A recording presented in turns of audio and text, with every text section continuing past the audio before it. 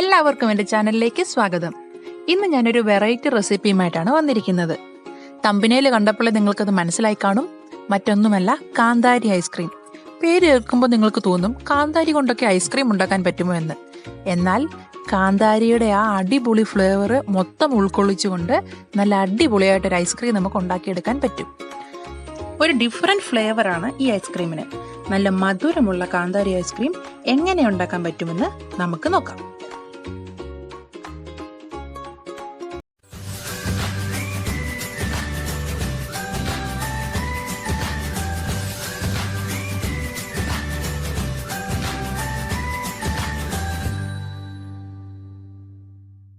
ഈ ഐസ്ക്രീം ഉണ്ടാക്കാൻ ആവശ്യമായിട്ടുള്ള സാധനങ്ങൾ ഇത്രയുമാണ്.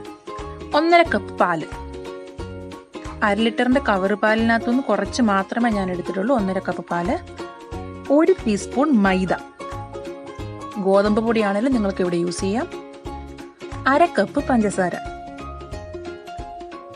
4 കാന്താരി, 3-4 ഏലക്ക. ഇവിടെ ഞാൻ വേറെ എസൻസ് ഒന്നും ആഡ് ചെയ്യുന്നില്ല. വേറെ എസൻസ് ആഡ് ചെയ്ത് കഴിഞ്ഞാൽ ആ കാന്താരിയുടെ ഫ്ലേവർ അങ്ങ് നമുക്ക് നഷ്ടപ്പെട്ടു പോകും. അതുകൊണ്ടാണ് ഏലക്ക മാത്രം ആഡ് ചെയ്തത്.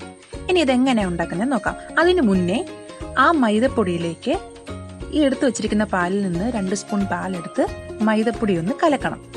കാരണം കലക്കിയില്ല എങ്കിൽ ഇത് നമ്മൾ പാലിലേക്ക് ആഡ് ചെയ്യുമ്പോൾ കട്ട പിടിക്കാൻ ചാൻസ് ഉണ്ട്. ഇങ്ങനെ കലക്കി വെച്ച് കഴിഞ്ഞാൽ കട്ട പിടിക്കാതെ നമുക്ക് ഐസ്ക്രീം നല്ല സ്മൂത്തായിട്ട് എടുക്കാം. ഇപ്പോൾ വീട്ടിൽ കാന്താരി ഇല്ലെന്ന് വെച്ചോ, കാന്താരി ഇല്ലെങ്കിലും സാധാ മുളകുണ്ടല്ലോ, പച്ചമുളക്, അത് വെച്ചാണെങ്കിലും ഈ റെസിപ്പി നമുക്ക് ട്രൈ ചെയ്യാൻ പറ്റാവുന്നതേ ഉള്ളൂ. ഇനി എങ്ങനെയാണ് ഈ ഐസ്ക്രീം ഉണ്ടാക്കുന്നത് നോക്കാം. ആദ്യം തന്നെ ഞാനൊരു സോസ് പാൻ അടുപ്പിൽ വെച്ച് പാൽ അതിലേക്ക് ഒഴിച്ചു കൊടുത്തു. പാലൊന്ന് ചെറുതായിട്ട് ചൂടായി വരുമ്പോഴത്തേക്ക്, അതായത് ഏകദേശം ഒരു 2-3 മിനിറ്റ് സമയം കഴിയുമ്പോഴത്തേക്ക് ബാക്കി സാധനങ്ങൾ നമുക്കിതിലേക്ക് ആഡ് ചെയ്ത് കൊടുക്കാം.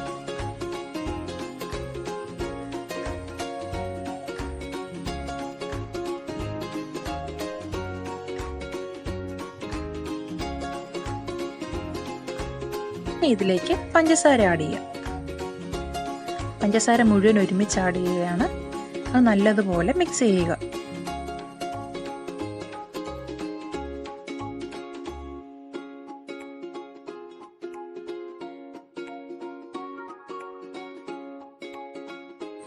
ഈ സമയത്തേക്ക് എടുത്തു വെച്ചിരിക്കുന്ന ഏലക്ക ചെറുതായിട്ടൊന്ന് പൊടിച്ചു. അതിൻ്റെ പുറംതോടെല്ലാം എടുത്ത് കളഞ്ഞതിന് ശേഷം ആ ഏലക്ക പൊടി ഇതിലേക്ക് ആഡ് ചെയ്യുന്നു. എന്നിട്ട് നല്ലതുപോലെ മിക്സ് ചെയ്യുക.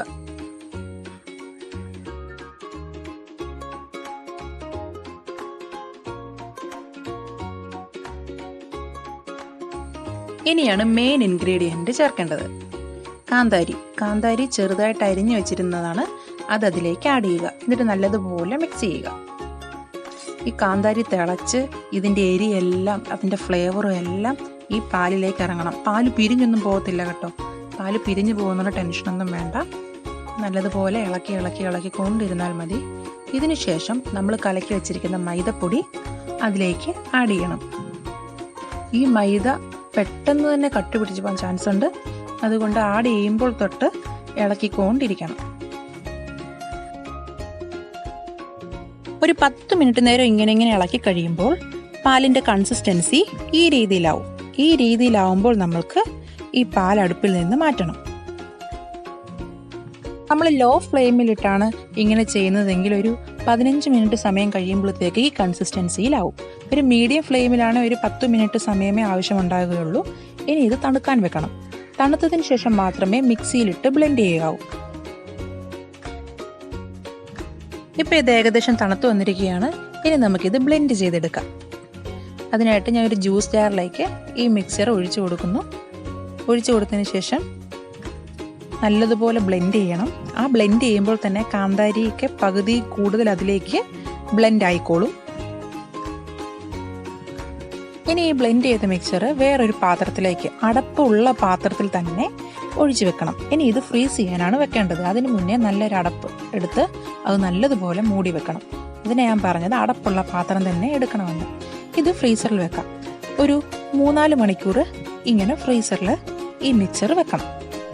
3-4 മണിക്കൂറിന് ശേഷം അതെടുത്ത് നമുക്കൊന്നുകൂടി ബ്ലെൻഡ് ചെയ്യണം. എന്നാൽ മാത്രമേ നല്ല ക്രീമി ടെക്സ്ചർ ഈ ഐസ്ക്രീമിന് കിട്ടത്തുള്ളൂ. ഇപ്പോൾ തന്നെ നല്ല ക്രീമി ആയിട്ടാണ് ഇരിക്കുന്നത്, എന്നാലും നല്ല പെർഫെക്റ്റ് ഐസ്ക്രീമാണ് നമുക്ക് വേണ്ടത്. കണ്ടോ, ഇത് ഒന്നുകൂടി ബ്ലെൻഡ് ചെയ്തെടുക്കുക. എൻ്റെ പാത്രം കുറച്ച് വലുതായിരുന്നു, അതുകൊണ്ട് കുറച്ച് മാത്രമേ അടിയിൽ പറ്റാനുള്ളായിരുന്നു ഐസ്ക്രീം. ഞാനൊരു 2-3 സ്കൂപ്പിനുള്ള ഐസ്ക്രീം മാത്രമായിരുന്നു ഉദ്ദേശിച്ചത്. ഞാൻ രണ്ടാമതും ബ്ലെൻഡ് ചെയ്തതിന് ശേഷം പാത്രത്തിൽ ഒഴിച്ചു വെച്ചു. തിരിച്ച് വീണ്ടും ഫ്രീസറിൽ തന്നെ വെച്ചു. ഇത് ഞാനൊരു ഓവർനൈറ്റ് ഫുള്ള് ഫ്രീസറിൽ വെക്കാനാണ് ഉദ്ദേശിച്ചത്. അതുകൊണ്ട് തന്നെ രാത്രിയിലായിരുന്നു ഞാൻ ഈ റെസിപ്പി ട്രൈ ചെയ്തത്. പിറ്റേ ദിവസം ഞാനിത് ഫ്രിഡ്ജിൽ നിന്ന് എടുക്കുകയാണ്. തുറന്നു നോക്കാം ഐസ്ക്രീം ആയിട്ടുണ്ടോ എന്ന്. നല്ല കട്ടിയായിട്ടിരിപ്പുണ്ട്. ഇനി ഒരു സ്കൂപ്പറോ അല്ലെങ്കിൽ ഇതുപോലുള്ളൊരു തവിയോ വല്ലതും വെച്ച് ഇതുപോലെ ഐസ്ക്രീം നമുക്ക് സ്കൂപ്പാക്കി എടുക്കാം. സ്കൂപ്പർ വെച്ച് എടുക്കുമ്പോഴായിരിക്കും നല്ല പെർഫെക്റ്റ് ആയിട്ട് കിട്ടുന്നത്. ഇങ്ങനെ തവി വെച്ച് എടുക്കുമ്പോൾ അതിൻ്റേതായിട്ടുള്ള ലിമിറ്റേഷൻസ് നമുക്ക് കിട്ടും. എന്നാലും സ്കൂപ്പർ ഇല്ലെങ്കിലും നമുക്ക് ഐസ്ക്രീം ഉണ്ടാക്കി എടുക്കണമല്ലോ. അപ്പോൾ ഇങ്ങനെ ഒരു തവിയുടെ കാര്യം മാത്രമേ ഉള്ളൂ. നമുക്കൊരു ബോളിലേക്ക് മാറ്റാം. കണ്ടോ, നല്ല സ്കൂപ്പായിട്ട് കിട്ടിയിട്ടുണ്ട് ഐസ്ക്രീം. നല്ല ക്രീമി ടെക്സ്ചറാണ് ഈ ഐസ്ക്രീമിന്. ഇത് കഴിച്ച് നോക്കണം. കഴിച്ച് നോക്കുമ്പോഴാണ് അതിൻ്റെ യഥാർത്ഥ ഫ്ലേവർ നമുക്ക് കിട്ടുന്നത്.